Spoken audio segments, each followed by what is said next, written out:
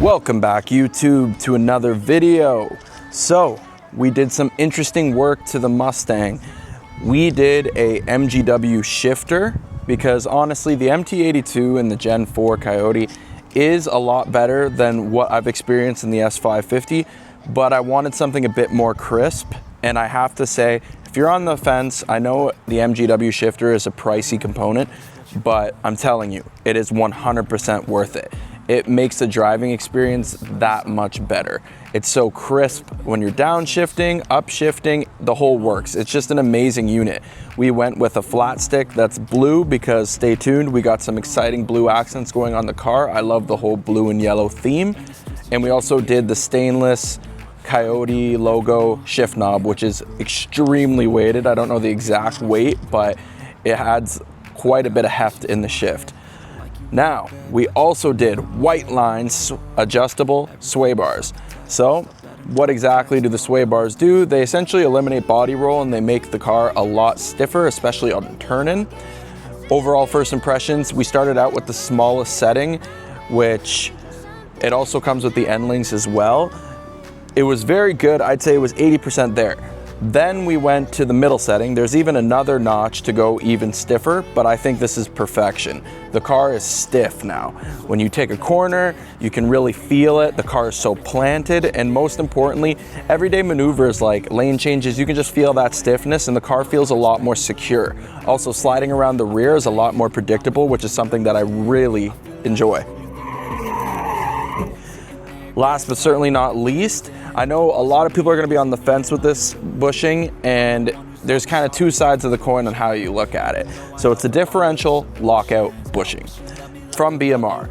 Does it add NVH? Abso-freaking-lutely. It does add a lot of clunks when going into gear, upshifting specifically. So far, it is day 2 of having it installed on the vehicle, and I noticed that the sounds are going away slightly, but they're still very there.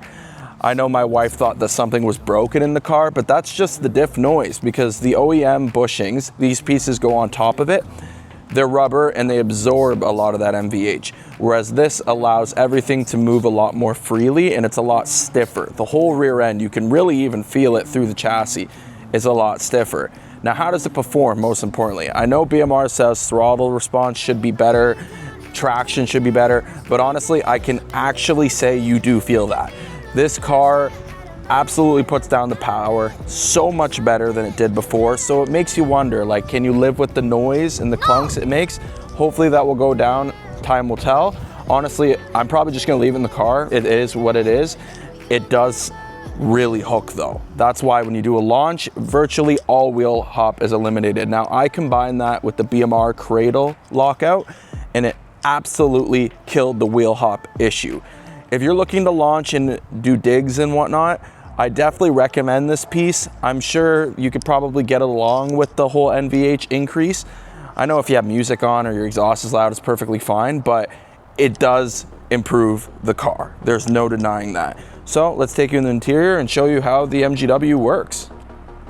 Here we go. Look at this gem right here. Got the Coyote logo. It absolutely looks so sick. I have this eyebrow tint on the car, so the shifter does get a little warm, but it's not too bad. So to give you context, we did a flat stick and we also went with the X-Spec. I believe it's a 21% reduction and you really do notice that. Like, for example, I don't know if it's gonna be easy to pick up on camera. 1, 2, 3, 4, 5, 6. Wow. And everyone always complains with the MGW, at least from what I see on the forums, about having to push down and go into reverse, but honestly, it's not that big of a deal considering all the upgrade you get from actually installing the MGW shifter. And just look at that, that thing looks absolutely sick. And that shift knob, whew, car's really coming together. So to wrap up exactly what we've done with the car so far, we've done Whiteline Adjustable Sway Bars, BMR Cradle Lockout, Roush H-pipe, and BMR diff bushings, along with some cosmetic stuff here and there. And yeah, honestly, what are the plans for the vehicle? So I'm really on the fence with a Whipple. okay? I know everyone in the comments or everyone that's told me, yo, just do it, you'll love it, you'll love it. But especially in this day and age, it's a big pill to swallow. It's a very pricey, especially being here in Canada, the shipping costs, tariffs, all that.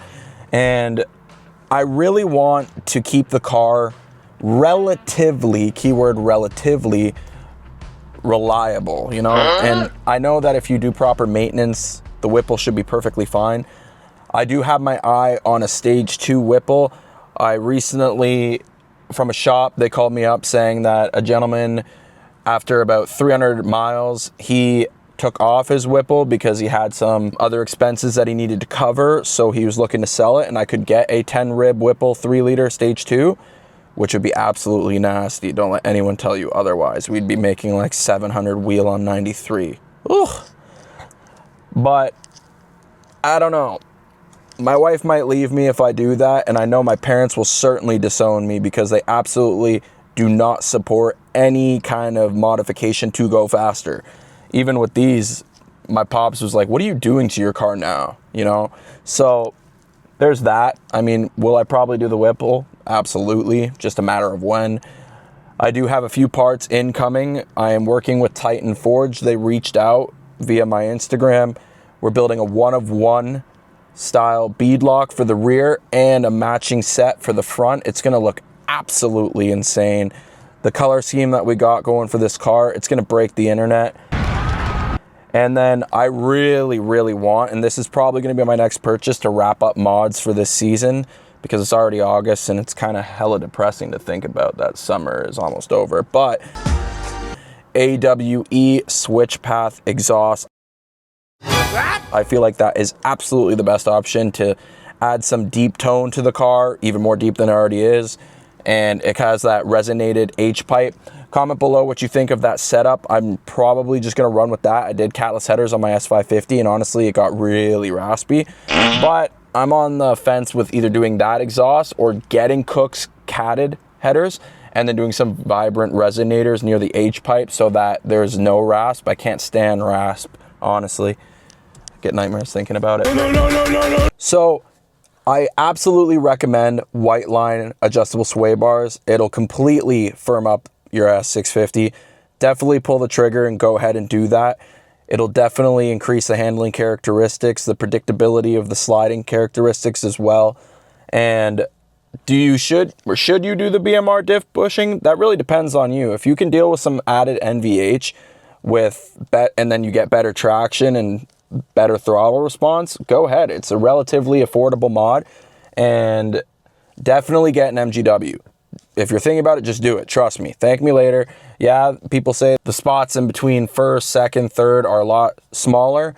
Honestly, I can see that, but I haven't had any problems with that, even shifting pretty hard. So it just absolutely goes into gear. There's no mistaking what gear you're in, which is one of the things I wanted to fix with the stock shifter.